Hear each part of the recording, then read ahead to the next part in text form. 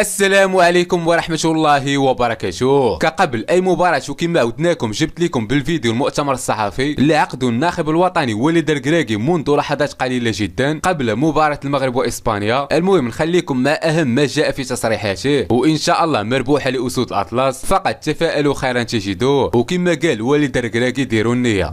بداية وليد مبروك على الإنجاز اللي حققتيه لكرة القدم الوطنية والوليد الركراكي كاسم كإطار وطني مغربي. نتمنوا التوفيق ان شاء الله. ولا قلتي باغي تمشي للنهائي كاس العالم نقولوا حنا معك. السؤال ديالي هو في مثل هذه المباريات الكبيره مع منتخبات اللي هي كبيره شنو كيفضل المدرب؟ واش يركز على النقاط ديالو هو على الفريق ديالو شنو عنده، ولا كيركز على النقاط القوه ديال الفريق ديال الخصم؟ سؤالي للمنير، يعني شاركتي في المباراه الثانيه، كانت مشاركه مفاجئه لاخر لحظه كيف شفنا. كيفاش عشتي اللحظه وانت غيجي عندك والد وغيقول لك انت اللي غتحبس بلاصه بونو في اخر لحظه وانت في البونتوش؟ انا الاول. بحال شنو نقولوا المدرب شنو عنده الفرقه هذه تا اللعبه لا تدخل تيران كيعطي 100%. انا من ولي جي عندي قال لي سير اخويا تلعب وما عندي الوقت نديرو شوفو مونت ولا حتى حاجه، ولكن انا بريباري قبل على الماتش. واخا انا كون في البانش زعما في الراس ديالي كنفكر زعما بحال نلعبوا تيتولار، والنيه ديالي ماشي ديالي ديال الفرقه كامله مزيان، ومن بعد كباينه في التيران.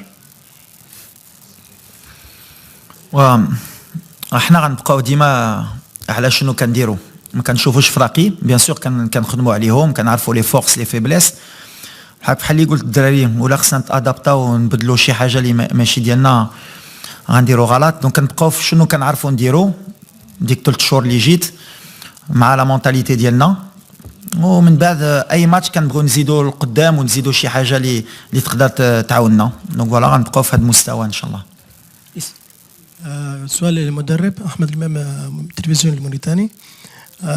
بعد خروج السنغال بالأمس باتت المغرب الممثل الوحيد لإفريقيا والعرب في المونديال، هل يشكل هذا حافزا لكم غدا في مواجهة إسبانيا؟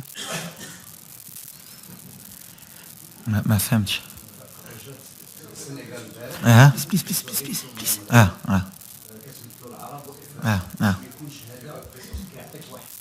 بليز.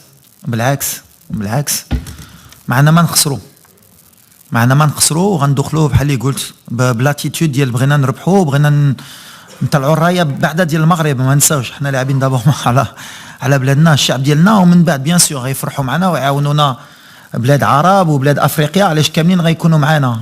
نتمناو ديك الدعاء ديالهم يعاونونا كاملين باش يحطونا ديك البوطو اللي غتخرج وغتدخل. نزيدوا قبل كانوا غير المغاربه، دابا زيد لي زافريكان وزيد البلاد العرب يدعوا معنا ان شاء الله. قبل اسبانيا سنه 2018 في كاس العالم ديال روسيا، وكما كنعرفوا لولا الفار ولولا التحكيم كنا نخرجوا فايزين في هذيك المقابله. اليوم الحكم فرناندو الحكم الارجنتيني هو اللي غادي يحكم المقابله، هو نفس الحكم اللي كان حكم المباراه الاولى امام المنتخب الكرواتي، وحكم اللي كان تغاضى بزاف على اعطاء البطائق الصفراء كما شفنا. واش نتوما ما عندكمش تخوف من هذه النقطه هذه ديال التحكيم؟ ميرسي. نو واللي طرا في 2018 واللي طرا قبل ما كيهمناش. حنا اوني كونسونطري سور نوت ماتش، حنا مكونسونطري شنو غنديرو. لاربيتراج كاينه في الكره، كاين دي زيرور بور دي زيرور كونتر. لاربيت اللي كان معنا ضد كرواتيا بان لي دار ان تري بون ماتش، و لي زاربيت بحال لي زيكيب اللي كاين في كوب دو موند هما لو توب مونديال. دونك ما كيامناش هادشي، حنا اللي كيامنا هي غنحطو في التيران لي ديتاي ديالنا، وان شاء الله لو ريست سي با امبورطون. جديد. اول حاجه بالتوفيق ان شاء الله ليكم، باعتبار انكم بقيتوا فقط ممثلين الوحيدين للعرب. بالسؤال يقول التصريح اللي عملته انه المغرب قادر على الفوز بكاس العالم عمل ضجه شويه، ما تشوفش تصريح كما هكا يحط بريسيون على اللاعبين؟ خاصه مثلا نفكرك بجمال بالماضي، تصريحه اللي نفسه تقريبا خلى المنتخب الجزائري بعد ما كان في مستوى معين يفشل في كاس افريقيا، وهذا ما نتمناوهش ليكم بالطبيعه، وحتى في يفشل في وصول للمونديال. شكرا. لا خصهم غير يفهموا شنو قلت.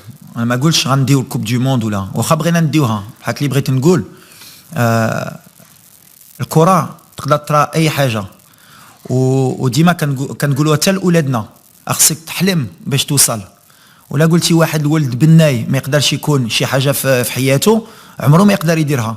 وحنا دابا حنا لافريك عمرنا ما دينا كوب دي موند. علاش ما نحلموش بها وعلاش ما نقدروش نديروها؟ هذه سي ان ميساج دو بوزيتيف بور لافنير. وهادشي اللي كنقول للدراري حتى حنا ولا دخلنا غنقولوا عمره ما نقدروا نديو الكوب دي موند غنخسروا غدا. لا بالعكس، علاش ما نديوهاش؟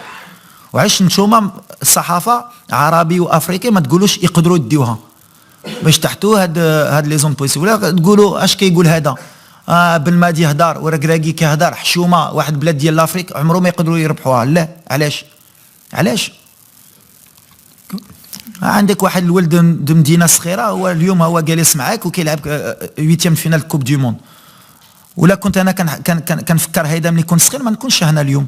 دونك انا كنقول لك علاش لا ما ندوش كوب دي موند ان شاء الله، وغدا غنتقاتلوا باش ندوزوا الدور الثاني. يمكن ما غاديش نديوها، هاك حلمنا بها وغنتقاتلوا بها باش ان شاء الله يمكن 20 سنه ولا 30 سنه يمكن المغرب ديها ولا السنغال ولا شي فرقه وغيقولوا كان المغرب كان يقولوا يقدروا يديروها.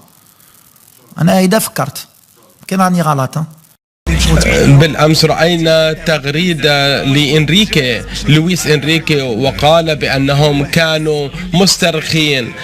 السؤال: هل أنتم مستعدون لأن تهاجموا غدا؟ نحن نعلم بأنكم منضبطين. السؤال لمنير: التذاكر في السوق السوداء أسعارها مكلفة جدا، والقائد والمدرب يقول لك سجل وسجل، فهل أنت تخضع لهذا الضغط لأنك تسهم وترغب في أن تسهم في مساعدة فريقك وعناصر الفريق في مواجهة إسبانيا؟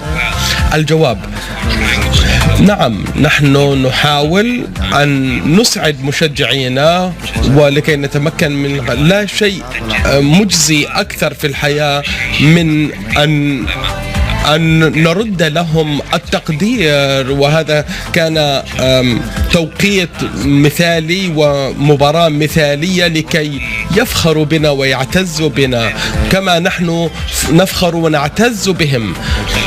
لذلك نأمل بأن نتمكن أو نكون قادرين على أن نهديهم هذا الفوز، كل من هم هنا ويؤازروننا ويشجعوننا حتى في المغرب من جميع أرجاء العالم.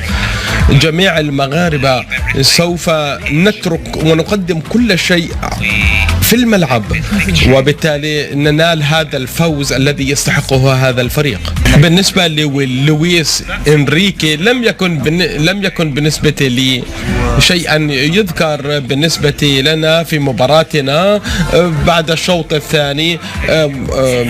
بعد المباراة الثانية نحن أخذنا استراحة واللاعبون يحتاجون إلى وقت استراحة. هذه كرة قدم. الأمر المهم بالنسبة لي أن عندهم مدرب رائع، أحب شخصيته وأحب طريقة تعامله مع الضغط، وهذا يجعلني أحب كرة القدم.